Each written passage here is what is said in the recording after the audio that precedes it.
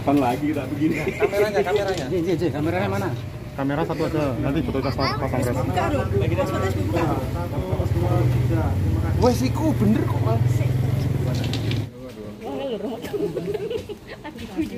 Andrea banget ya. Oh, cantik. Lagi. Halo, selamat Selamat malam, Pak Ijin. Ya, gimana? Ada yang perlu saya pertemuan dengan Bapak bantu? Tadi membahas apa, Pak? Ya, saya YB Irfan ya. Saya advokat yang berkantor di Jalan Perintis Kemerdekaan nomor 9 Surakarta.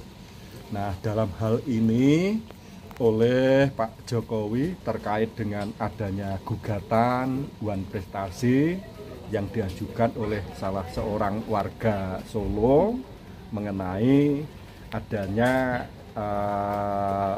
mobil SMK. Nah, dalam hal ini saya baru mempelajari ya tentang isi daripada gugatan itu sendiri. Yang pada pokoknya bahwa gugatan Wan Prestasi itu karena adanya hubungan kontraktual. Nah, persoalannya adalah apakah antara penggugat dengan Pak Jokowi yang digugat termasuk Pak Ma'ruf Amin dan juga Direktur PT yang memproduksi atau pemasangan SMK tersebut ada suatu perikatan mengenai perjanjian dengan pihak penggugat. Sebab Wan Prestasi itu salah satu karakteristiknya ini adanya perjanjian yang sah, dan oleh karena salah satu pihak tidak memenuhi adanya kewajiban atau prestasi sebagaimana telah diperjanjikan, maka itu dinamakan cedera janji atau Wan Prestasi, kan begitu. Dan tadi saya sudah matur dengan Pak Jokowi bahwa selama ini tidak pernah adanya suatu pengikatan dalam bentuk perjanjian dengan seseorang yang saat ini telah mengajukan suatu gugatan yang dikuasakan kepada Pak Boyamin dan kawan-kawan. Untuk sidangnya tanggal 24 ya di PN Solo ya. Pak, ini kan tadi ada 3 tergugat. Nah, itu nanti gimana koordinasinya atau gimana? Untuk sementara ini saya belum ada komunikasi, belum ada koordinasi baik dengan Pak Ma'ruf Amin ya, maupun kepada Direktur PT. Jadi semuanya saya menunggu dawuh dari Pak Jokowi. Sebelum ada dawuh tentu saja saya tidak akan melangkah terlalu jauh. Mbak, berarti Pak sidang perdana tanggal 24 nanti yang hadir? Yang hadir saya. Jadi dalam hal ini oleh Pak Jokowi sudah memberikan kuasa untuk mewakili dan juga sudah memberikan kuasa dalam rangka nomor 1 tahun 2016 sebelum pokok perkaranya itu diperiksa oleh majelis hakim terlebih dahulu wajib untuk dilakukan mediasi, dan mediasi memang dipersyaratkan pihak prinsipal ya, pihak prinsipal. Namun demikian karena suatu hal terutama tergugat itu bisa diwakili oleh kuasanya.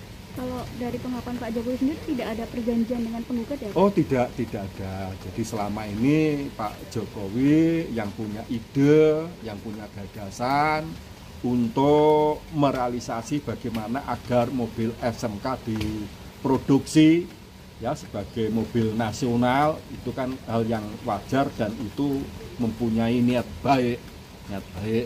Masa tidak terrealisasi sampai sekarang, tentu saja banyak faktor yang mempengaruhi, lebih kurang kan seperti itu. Dengan penggugat juga tidak kenal ya, Pak? Oh, dengan penggugat tidak mengenal. Jadi tepatnya penggugat itu putranya Pak Boyamin ya, Pak Boyamin. Kalau melihat argumennya yang katanya menanggung kerugian karena gagal pesan jadi diproduksi massal sehingga tidak bisa dipesan, itu gimana Pak? Nah, kalau dia bicara kerugian, tentu saja kalau saya memberikan pendapat kan terlalu prematur ya. Jadi siapa yang mendalilkan ya dia wajib membuktikan, kan begitu. Nah, apakah benar terkait dengan adanya wacana yang selama ini digulirkan mengenai Mopnas SMK tersebut, tiba-tiba dia mengalami kerugian kan begitu.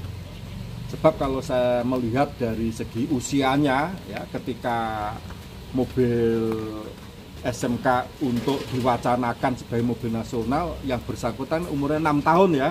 Umurnya 6 tahun itu.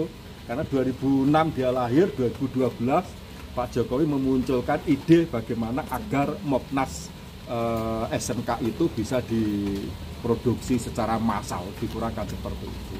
Apakah bisa disebut ini tidak masuk akal gitu Pak?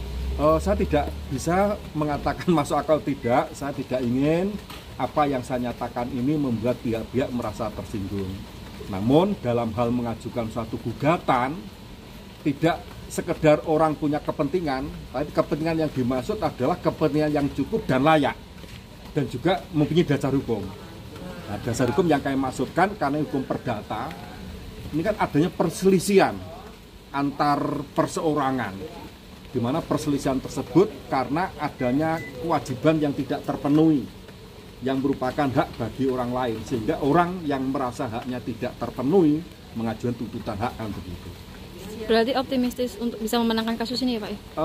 Kalau saya melihat dalam perkara ini, karena pihak penggugat kalau semisal tidak bisa membuktikan adanya suatu perjanjian, dia tidak punya legal standing, maka menurut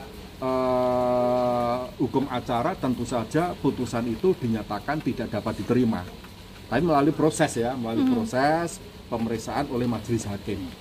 Jadi pengertian tidak dapat diterima bukan daftar tidak diterima, akan tapi diperiksa terlebih dahulu apakah penggugat mempunyai legal standing atau tidak dalam hal mengajukan gugatan berkenaan dengan mobil SMK yang pernah diwacanakan sebagai Mopnas.